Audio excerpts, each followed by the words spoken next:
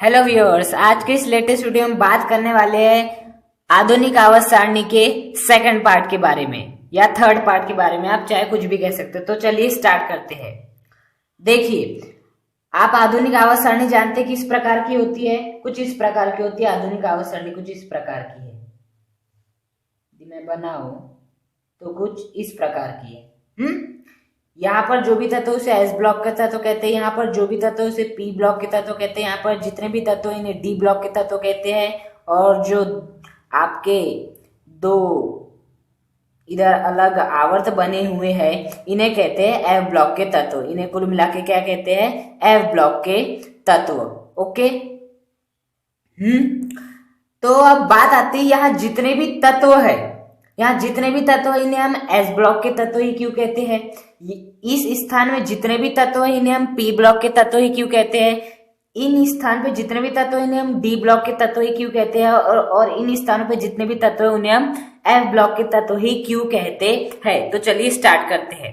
देखिए, S block में जितने भी तत्व है उन तत्वों का यदि हम इलेक्ट्रॉनिक विन्यास लिखेंगे तो उनमें जो अंतिम इलेक्ट्रॉन जाएगा वो कौन से उपकोष में जाएगा? सदैव एस उपकोष में जाएगा। सदैव किस उपकोष में जाएगा? एस उपकोष में जाएगा। इसलिए इन्हें हम एस ब्लॉक के तत्व कहते हैं। पी ब्लॉक में जितने भी तत्व उनका यदि आप इलेक्ट्रॉनिक विन्यास लिखते हैं तो उनमें जो अंतिम इलेक्ट्रॉन हमेशा पी उपकोष में प्रवेश करेगा। डी ब्लॉक के तत्वों में अंतिम इलेक्ट्रॉन सदैव डी उपकोष में प्रवेश करेगा। एफ ब्लॉक के तत्वों में जो आपका अंतिम इलेक्ट्रॉन सदैव एफ उपकोष में प्रवेश करेगा। जैसे कि हम बात कर लेते हैं, एस ब्लॉक का एक तत्व है आपका मैग्नीशियम, जिसका परमाणु क्रमांक कितना होता है? 12। अब 12 के अनुसार इलेक्ट्रॉन विन्यास लिखते हैं 1s2, 2s2, 2p6, 3s2। अंतिम इलेक्ट्रॉन कहाँ प्रवेश कर रहा है? एस उपकोष में। तो इन्हें क्या बोलते हैं? एस ब्लॉक के तत्व। अर्थात जिन भी तत्वों में अंतिम इलेक्ट्रॉन एस उपकोष में प्रवेश करता है उन्हें हम एस ब्लॉक के तत्व कहते हैं। अब पी ब्लॉक का कोई हम एक तत्व ले लेते हैं, जैसे कि नाइट्रोजन की बात करते हैं। इसका परमाणु क्रमांक 7 होता है। लिखते हैं electron 1s2, 2s2, 2p3। Okay. तो देखिए, इसका अंतिम इलेक्ट्रॉन 2p में प्रवेश कर रहा था, पी उपकोष में प्रवेश कर रहा है, इसलिए नाइट्रोजन को पी ब्लॉक के तत्व कहते हैं। अर्थात जितने भी तत्व है जिनमें अंतिम इलेक्ट्रॉन पी उपकोष में प्रवेश करता है उन्हें हम पी ब्लॉक के तत्व कहते हैं। डी ब्लॉक के तत्व का एक उदाहरण ले लेते हैं हम, आपका क्रोमियम, जिसका परमाणु क्रमांक होता है आपका शायद 24। जिसका परमाणु क्रमांक कितना होता है? 24 होता है। तो 1s2, 2s2, 2p6, 3s2, 3p6, 4s1 और 3d5, ये होता है इसका इलेक्ट्रॉनिक विन्यास। देखिए, अंतिम इलेक्ट्रॉन डी उपकोष में प्रवेश कर रहा है, इसलिए ये डी ब्लॉक का तत्व कहलाता है। और इसके समान जितने भी तत्व है जिनमें अंतिम इलेक्ट्रॉन डी उपकोष में प्रवेश करता है उन्हें हम क्या बोलते हैं? डी ब्लॉक के तत्व कहते हैं। एफ ब्लॉक के तत्व की यदि हम बात कर लेते हैं तो 60 नंबर जो तत्व है 58 से 71 तक जितने भी तत्व आते हैं वो एफ ब्लॉक के अंतर्गत आते हैं। तो हम एक तत्व ले लेते हैं अपना 60 नंबर का। उसके यदि इलेक्ट्रॉनिक विन्यास लिखे तो 1s2, 2s2, 2p6, 3s2, 3p6, 4s2, 3d10, 4p6, 5s2। Okay. तो ये है आपका जिसका परमाणु क्रमांक 60 है उसका इलेक्ट्रॉनिक विन्यास। देखिए, इसका जो अंतिम इलेक्ट्रॉन प्रवेश कर रहा है वो एफ उपकोष में प्रवेश कर रहा है, अर्थात यह एफ ब्लॉक का तत्व कहलाया जाएगा। अर्थात जितने भी तत्व जिनका अंतिम इलेक्ट्रॉन एफ उपकोष में प्रवेश करता है वो कैसे कहलाते हैं? एफ ब्लॉक के तत्व कहलाते हैं। ओके। अब सीखिए अगली इंटरेस्टिंग बात। ओके। यदि हम बात करें वर्ग 1 के तत्वों को, तो वर्ग 1 के तत्व कौन कौन से होते हैं? वर्ग 1 के तत्व होते हैं hydrogen, lithium, sodium, potassium, rubidium, caesium, francium. ये होते हैं वर्ग 1 के तत्व। अब यदि आप हाइड्रोजन का इलेक्ट्रॉनिक विन्यास लिखते तो क्या हो जाएगा? हाइड्रोजन का इलेक्ट्रॉनिक विन्यास 1s1। लिथियम का लिखते हैं तो 1s2, 2s1। सोडियम का लिखते हैं तो 1s2, 2s2, 2p6 और 3s1। पोटेशियम का लिखते तो 1s2 2s2 2p6 3s2 3p6 4s1। ये होता है इलेक्ट्रॉन विन्यास। तो आप जरा हाइड्रोजन, लिथियम, सोडियम, पोटेशियम पे जरा ध्यान दीजिए कि हाइड्रोजन के जो अंतिम कोष का इलेक्ट्रॉनिक विन्यास कितना है 1s1, लिथियम के अंतिम कोष का इलेक्ट्रॉनिक विन्यास कितना है 2s1, सोडियम के अंतिम कोष का इलेक्ट्रॉनिक विन्यास कितना है 3s1, पोटेशियम के भी अंतिम कोष का इलेक्ट्रॉनिक विन्यास कितना है 4s1। उसी प्रकार यदि हम रुबिडियम की बात करें तो इसके भी अंतिम कोष का इलेक्ट्रॉनिक विन्यास क्या होगा 5s1। सीजियम के अंतिम कोष का यदि इलेक्ट्रॉन विन्यास लिखेंगे तो क्या हो जाएगा 6s1। और यदि हम फ्रांसियम की बात करें, यदि हम अंतिम कोष का इलेक्ट्रॉनिक विन्यास लिखते तो क्या हो जाएगा 7s1। अर्थात वर्ग एक के जितने भी तत्व होंगे उनका सामान्य इलेक्ट्रॉनिक विन्यास क्या हो जाएगा ns1। क्या हो जाएगा ns1।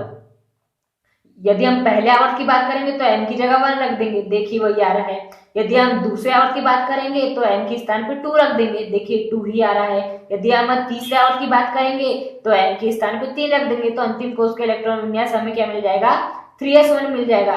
पोटेशियम चौथे आवर्त में आता है तो n के स्थान पे हम 4 रख देंगे। रुबिडियम पांचवें आवर्त में आता है तो n के स्थान पे 5 रख देंगे। सीजियम छठवें आवर्त में आता है तो n के स्थान पे हम 6 रख देंगे। फ्रांसियम सातवें आवर्त में आता है तो हम n के स्थान पे क्या रख देंगे 7 रख देंगे। अर्थात यदि हम बात करें वर्ग एक के तत्वों के बारे में तो उनका सामान्य इलेक्ट्रॉनिक विन्यास कितना होता है 1s1। तो यह था वर्ग एक का सामान्य इलेक्ट्रॉनिक विन्यास। अब हम बात कर लेते हैं वर्ग दो की।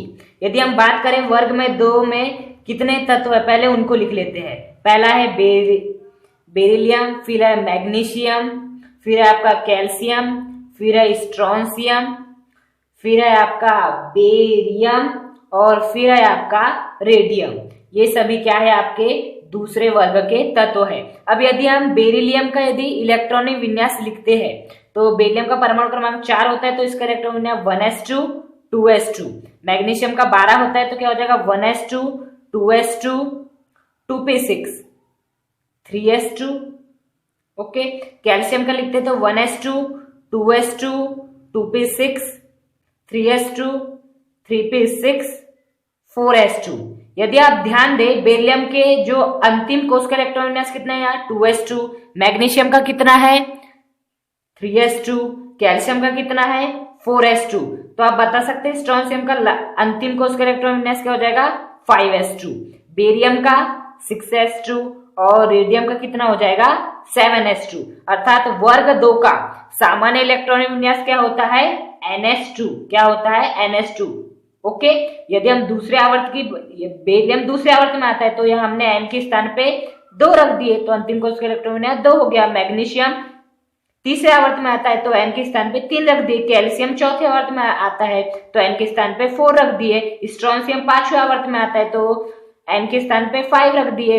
जो बेरियम है वो छठे आवर्त में आता है तो हमने n के स्थान पे 6 रख दिया। और जो रेडियम है आपका वो 7वें आवर्त में आता है इसलिए हमने n के स्थान पे यहाँ 7 रख दिए। तो वर्ग एक का सामान्य इलेक्ट्रॉन विन्यास ns1 होता है। वर्ग जो आपका 2 है उसका सामान्य इलेक्ट्रॉन विन्यास कितना होता है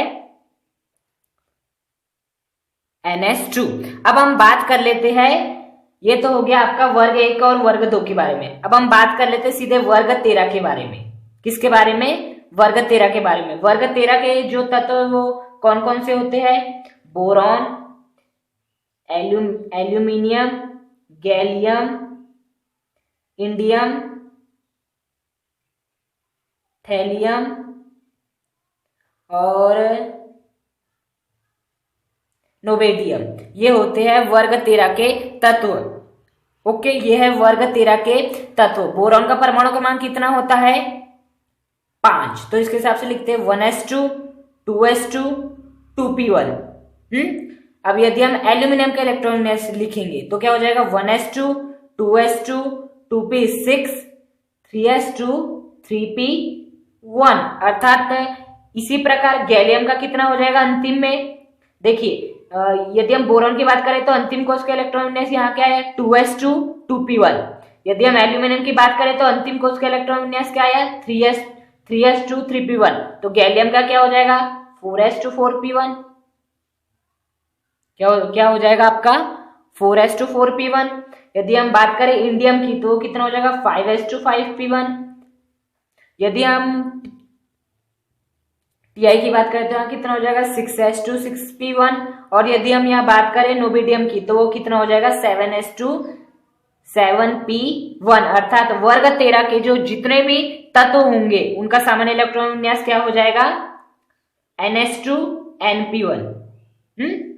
अब उसी प्रकार हम देखते हैं वर्ग 14 के बारे में, वर्ग 15 के बारे में, वर्ग 16 के बारे में, वर्ग 17 के बारे में और वर्ग 18 के बारे में। अब यदि हम बात कर लेते हैं वर्ग 14 के तत्वों के बारे में, किसके वर्ग 14 के तत्वों के बारे में। वर्ग 14 में कौन कौन से तत्व आते हैं, कार्बन, सिलिकॉन, जर्मनियम, टीन और लेड। ओके, ये सभी तत्व है वर्ग 14 के तत्व। अब यदि हम कार्बन का इलेक्ट्रॉन विन्यास लिखते तो वो क्या हो जाएगा 1s2 2s2 2p2। ओके, यदि हम बात कर ले सिलिकॉन की तो इसका इलेक्ट्रॉन विन्यास क्या हो जाएगा 1s2 2s2 2p6 3s2 3p2, क्या हो जाएगा 3s2 3p2। ओके, और यदि हम जर्मेनियम का लिखे तो इसका क्या हो जाएगा 1s2 2s2 2p6 3s2 3p6 4s2 3d10। Okay, क्या हो जाएगा 4s2 3d10। और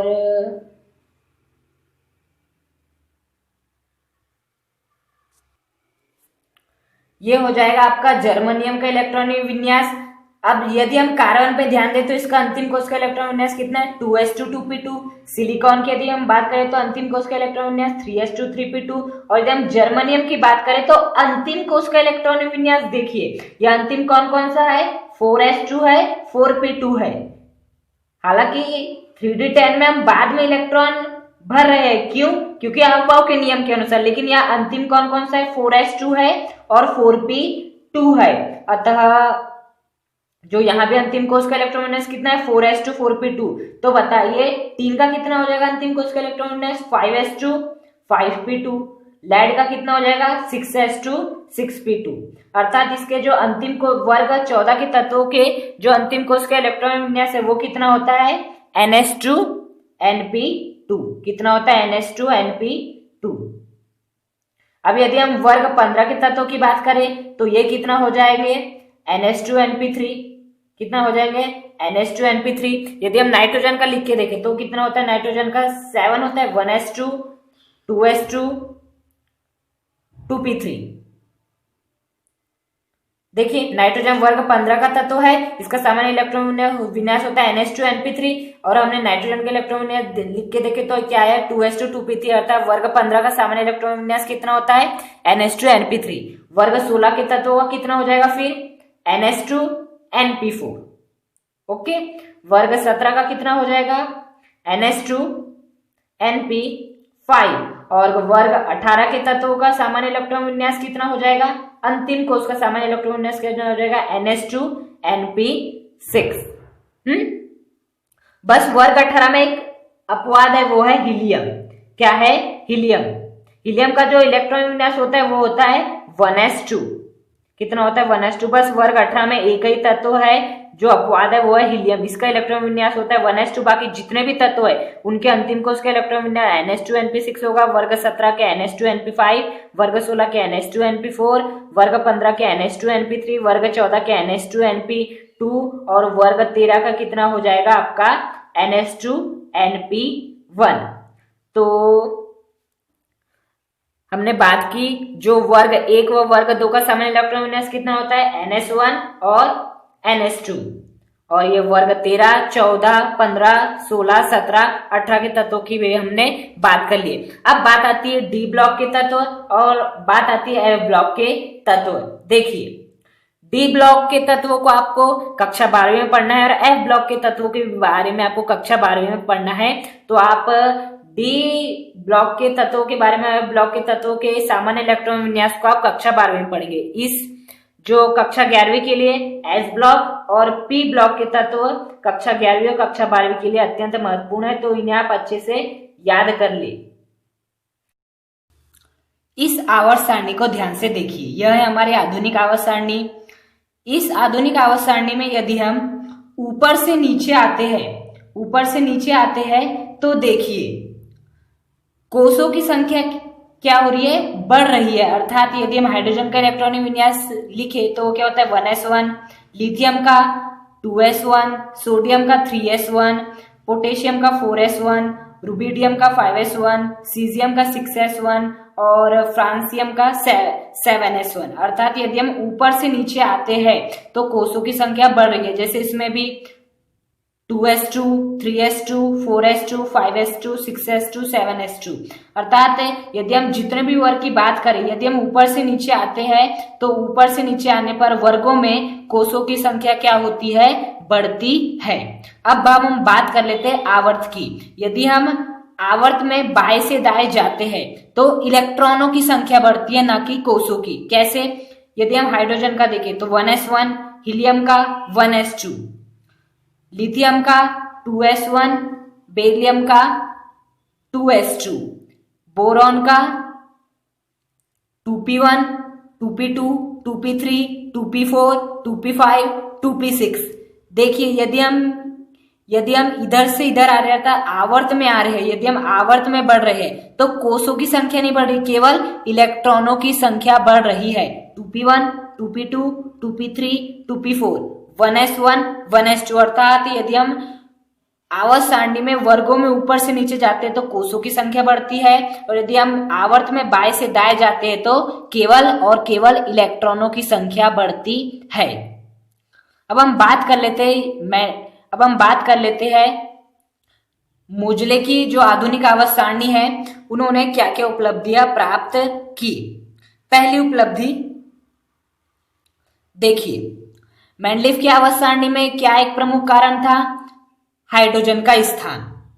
मतलब कि उनका यह कहना था कि जो आपका जो तत्व है हाइड्रोजन, वह lithium, sodium, potassium, rubidium, caesium, francium से भी समानता प्रदर्शित करता है, और fluorine, chlorine, bromine, iodine, astatine से भी समानता प्रदर्शित करता है। क्योंकि ये सभी तत्वों के बाह्यतम कोश में एक इलेक्ट्रॉन रहता है, तो हाइड्रोजन में भी रहता है, और हाइड्रोजन को भी एक इलेक्ट्रॉन चाहिए अपना इलेक्ट्रॉन विन्यास स्थायी करने के लिए, और इन सभी तत्वों को भी अपना स्थायी इलेक्ट्रॉन विन्यास करने के लिए एक तत्व चाहिए। अतः हाइड्रोजन इन तत्वों से समानता रखता है, इन तत्वों से समानता रखता है। अतः उन्होंने, मेंडलीफ ने हाइड्रोजन को पहले वर्ग में भी स्थान दे दिया और 7वें वर्ग में भी स्थान दे दिए थे।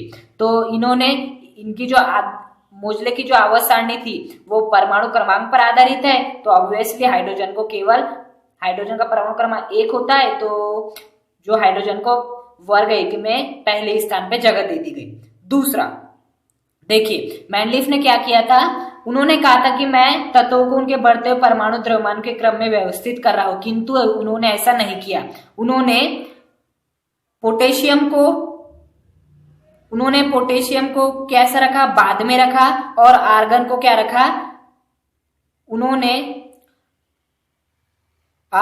रखा, बाद में रखा। अर्थात उन्होंने अधिक परमाणु द्रव्यमान वाले तत्वों को कम परमाणु द्रव्यमान वाले तत्वों से पहले रखा, जो थी यह इनकी सबसे बड़ी गलती मेंडलीफ की। किंतु आधुनिक आवर्त सारणी तो परमाणु क्रमांक पर आधारित है, तो ये वाली बात ही नहीं आती कि इन्होंने अधिक परमाणु द्रव्यमान वाले तत्वों के क्रम में रखा है, कम परमाणु द्रव्यमान वाले तत्वों के क्रम में। तो दूसरी भी जो मेंडलीफ की आवर्त सारणी की गलती थी, यह भी दूर हो गई। तीसरा था समस्थानिकों का स्थान। मेंडलीफ ने अपनी आवर्त सारणी में समस्थानिकों को स्थान नहीं दे पाए, किंतु जो आपकी आधुनिक आवर्त सारणी है वो परमाणु क्रमांक पर आधारित है, और समस्थानिक क्या होते हैं, जिनके परमाणु क्रमांक सेम होते हैं। अब यदि हम बात कर ले 1h1, 2h1, 3h1, इन सभी के परमाणु क्रमांक कैसे है, इन सभी के परमाणु क्रमांक कैसे समान है, 1 1 1, तो इन सभी को हाइड्रोजन के स्थान में जगह दे दी गई। इसी तरह यदि बेरिलियम के कोई समस्थानिक है तो उन्हें यहीं पे स्थान दे दिया गया, क्योंकि समस्थानिकों के परमाणु क्रमांक समान होते हैं, तो जो तत्व है उन्हीं के साथ समस्थानिकों को स्थान दे दिया गया, तो ये भी गलती दूर हो गई। चौथी गलती थी इनकी निष्क्रिय गैसों को स्थान न दे पाना। हालांकि उस समय निष्क्रिय गैसों की खोज नहीं हुई थी, तो उन्होंने निष्क्रिय गैसों को स्थान नहीं दिया था, तो जो आधुनिक आवर्त सारणी में निष्क्रिय गैसों को भी क्या दे दिया गया, स्थान दे दिया गया। मेंडलीफ ने असमान गुणों वाले तत्वों को कैसे रख दिया था, अलग अलग रखा, मतलब एक साथ रख दिया था, और जो समान गुण वाले तत्वों को अलग अलग रख दिया था। जबकि जो मोजले थे उन्होंने जो असमान गुणों वाले तत्व उनको अलग अलग ही रखा, और जो समान गुण वाले तत्व उनको एक साथ रखा। जैसे लिथियम के गुणधर्म इन सभी से मिलते तो इन सभी को इनके साथ रखा। जैसे सोडियम के गुणधर्म कॉपर से नहीं मिलते थे, Hg से नहीं मिलते थे, लेकिन मेंडलीफ ने जो सोडियम है, कॉपर है, Hg है, इनको एक ही वर्ग में स्थान दिया था। जबकि जो आपके मोजले जी है, जिनकी आधुनिक आवर्त सारणी है, उन्होंने ऐसा कुछ भी नहीं किया। इन्होंने जो तत्वों के समान गुणधर्म है उन्हें एक साथ रखा, और जिनके अलग अलग गुणधर्म है उनको अलग अलग ही रखा। तो ये तो थी कि जो मेंडलीफ ने जो अपनी आवर्त सारणी में गलतियां की, मोजले ने अपनी आवर्त सारणी में वो गलतियां नहीं की, उन गलतियों को सुधार लिया। लेकिन इनकी आधुनिक आवर्त सारणी में अभी भी कुछ गलतियां है। कैसी, देखिए। पहली गलती यह है कि जो F ब्लॉक के तत्व है इन्हें अलग अलग क्यों रखा गया है। इन्हें अलग अलग इसीलिए रखा गया है क्योंकि जो लैंथेनम के बाद जितने भी तत्व आते हैं इनके गुणधर्म 72 के बाद वाले जितने भी तत्व आते हैं उनसे नहीं मिलते हैं, इसलिए इन्हें अलग रखा गया है। किंतु इन्हें एक साथ, इन्हें ऐसी कोई ना कोई व्यवस्था करनी थी कि इन्हें एक साथ रखी जा सके, किंतु वो ऐसा नहीं कर पाए, तो इनकी पहली गलती है कि इन्होंने F ब्लॉक के तत्वों को अलग अलग स्थान दिए हैं। दूसरी बात ये है, देखिए, कॉपर और Hg के जो गुणधर्म होते हैं वो कैसे होते हैं, समान होते हैं, किंतु कॉपर को इस वर्ग में रखा गया है और 11वें वर्ग में, और जो आपका पारा है उसे 12वें वर्ग में रखा गया है। तो जब इनके गुणधर्म समान होते हैं तो इन्हें अलग अलग क्यों रखा है, तो ये भी इनकी भी कुछ ऐसी प्रमुख गलतियां हैं। तो दो गलतियां, पहला इन्होंने F ब्लॉक के तत्वों को अलग स्थान क्यों दिया, इन्हें एक ही स्थान पे रखना था, ऐसी कुछ व्यवस्था करना था। और दूसरे कि इन्होंने समान गुण वाले तत्व जैसे कॉपर और Hg को अलग अलग रखा। तो आज के इस वीडियो में हमने मेंडलीफ की आवर्त सारणी की जो कुछ उपलब्धियां थी, उनकी आवर्त सारणी क्या क्या खूबसूरतियां थी, पहले वो पढ़े।